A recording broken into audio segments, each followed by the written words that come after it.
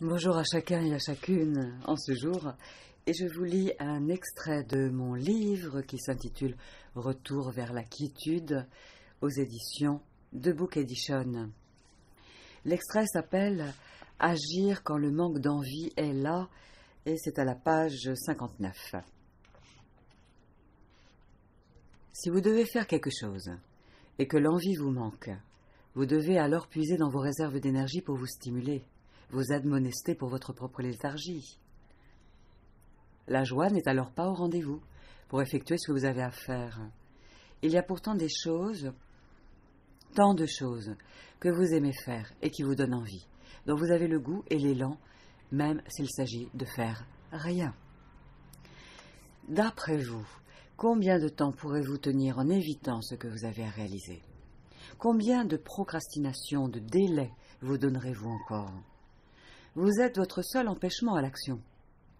Oui, je comprends que vous n'ayez pas le goût pour certaines activités qui font partie de votre quotidien, mais souvenez-vous, même les tâches qui vous paraissent ingrates et inutiles ont pourtant quelque chose à vous apprendre, à vous apporter dans la connaissance de vous-même. Vous prenez trop à cœur vos manques d'envie.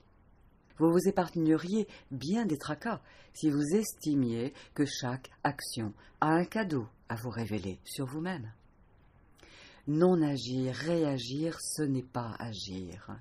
Cela est du bon sens, diriez-vous, mais alors, comment vous y prenez-vous pour refuser?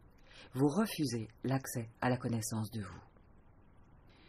Oui, mais le ménage, c'est pas important, et puis apprendre l'histoire de France par cœur non plus. Oui, bon, mais rappelez-vous, qu'est-ce qui est important pour vous en effectuant ce que vous avez à faire ou en ne l'effectuant pas? Qu'est-ce qui est important pour vous? Parce que plus vous retardez des échéances, plus vous vous minez la tête et le cœur, et vous devenez prêt à sauter et à trébucher dans l'enfer que vous vous créez vous-même dans votre esprit. Peut-être qu'aujourd'hui vous pourriez décider de faire quelque chose parmi celles que vous n'aimez pas, juste pour le principe de voir comment vous vous sentirez après l'avoir fait.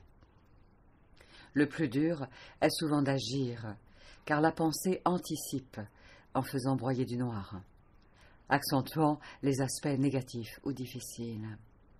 Alors, programmez 1 heure ou un quart d'heure de votre temps aujourd'hui pour vous tourner vers ce que vous remettez depuis longtemps déjà.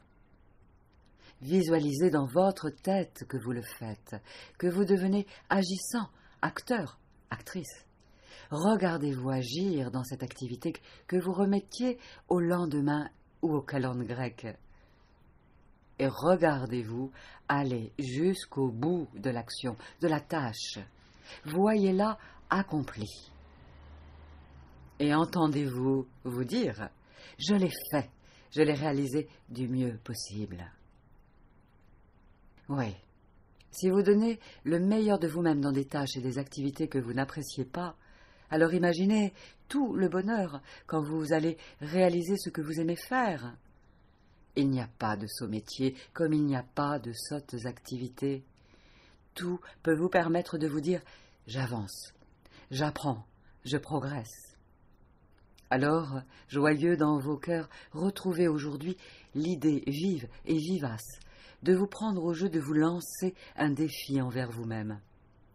Faire ce que vous remettiez à plus tard.